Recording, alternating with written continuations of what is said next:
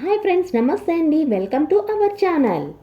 ఈరోజు మన రెసిపీ చాలా తక్కువ టైంలో అయిపోయేటువంటి స్వీట్ చూపించబోతున్నాను. ఇంట్లో ఉండే వస్తువులతోనే చాలా ఈజీగా చేసుకోవచ్చు. అంతేకాదండి, ఎటువంటి అకేషన్స్ అప్పుడైనా లేదా మీకు చిన్న చిన్న ఫంక్షన్స్ అప్పుడైనా చాలా తక్కువ టైంలోనే జస్ట్ 15 మినిట్స్లోనే ఈ స్వీట్ని ప్రిపేర్ చేసుకోవచ్చు. అంతేకాదు, బ్యాచులర్స్ నుండి పిల్లల వరకు కూడా చాలా ఈజీగా ఈ స్వీట్ని ప్రిపేర్ చేసుకోవచ్చు. ఇంతకీ ఆ రెసిపీ ఏంటా అని అనుకుంటున్నారా? నేనైతే ఇక్కడ మీతో రవ్వ పాయసం షేర్ చేసుకుంటున్నానండి. ఇంకెందుకండి ఆలస్యం, వీడియోలోకి వెళ్ళిపోదామా మరి? ముందుగా పొయ్యి వెలిగించి పాన్ పెట్టుకొని దానిలోకి 3 టేబుల్ స్పూన్ నెయ్యిని వేసుకుంటున్నానండి. తర్వాత దీనిలోకి 2 టేబుల్ స్పూన్ క్యాష్యూ వేసుకొని లైట్ గోల్డెన్ కలర్ వచ్చేంతవరకు వేపుకొని వీటిని పక్కన తీసి పెట్టుకుందాము. తర్వాత దీనిలోకి 1 టీ స్పూన్ రైజన్స్ కూడా వేసుకుని చక్కగా వేపుకోవాలండి. ఇక్కడ వేగిన తర్వాత చూడండి, రైజన్స్ అనేవి ఎంత బాగా ఉబ్బాయో, అంటే ఇవి కరెక్ట్గా వేగినట్టు. వీటిని కూడా తీసి పక్కన పెట్టుకుందాము. తర్వాత అదే ప్యాన్లోకి పావు కప్పు ఉప్మా రవ్వను వేసుకుని లో ఫ్లేమ్లోనే చక్కగా కదుపుకుంటూ మంచి గోల్డెన్ కలర్ అండ్ మంచి అరోమా వచ్చేంతవరకు వేపుకోవాలండి.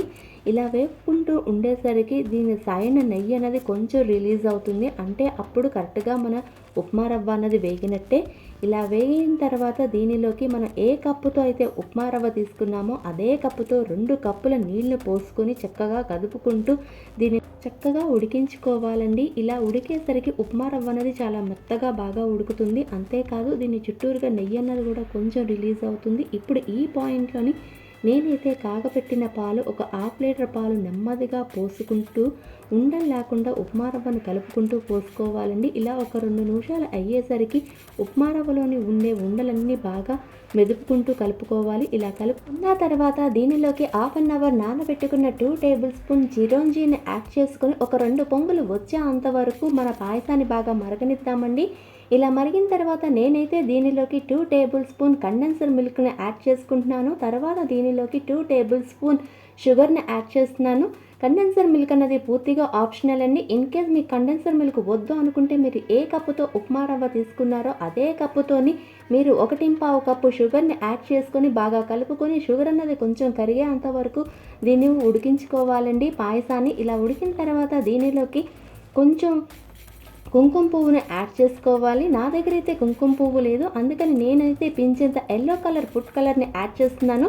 కలర్ అన్నది ఇలా యాడ్ చేయడం అన్నది కూడా పూర్తిగా ఆప్షనల్ అండి, కానీ చూడటానికైతే చాలా బాగుంటుందని నేనైతే ఇక్కడ యాడ్ చేస్తున్నాను. ఇలా ఫుడ్ కలర్ యాడ్ చేసుకున్న తర్వాత మనం ముందుగా వేపుకున్న డ్రై ఫ్రూట్స్ని కూడా వేసుకుని బాగా కలుపుకొని పొయ్యిని ఆఫ్ చేసుకోవటమేనండి. అంతేనండి, ఎంతో తక్కువ టైంలో స్వీట్ తినాలనిపించినప్పుడైనా, ఎటువంటి అకేషన్స్ అప్పుడైనా అండ్ ఫెస్టివల్స్ అప్పుడైనా పిల్లల నుండి బ్యాచులర్స్ వరకు ఎంతో ఈజీగా మన ఇంట్లో ఉండే వస్తువులతో చేసుకోదగినటువంటి రవ్వ పాయసం రెడీ. మీరు ఈ రెసిపీని ట్రై చేసి ఎలా వచ్చిందో ఆ ఫీడ్బ్యాక్ని నాతో షేర్ చేసుకోవడం మర్చిపోద్దు. మీకు కానీ ఈ వీడియోని ఇస్తే లైక్ చేయండి, షేర్ చేయండి. ఇలాంటి మంచి మంచి రెసిపీస్ కోసం ఈ ఛానల్ని సబ్స్క్రైబ్ చేసుకోండి. Thanks for watching.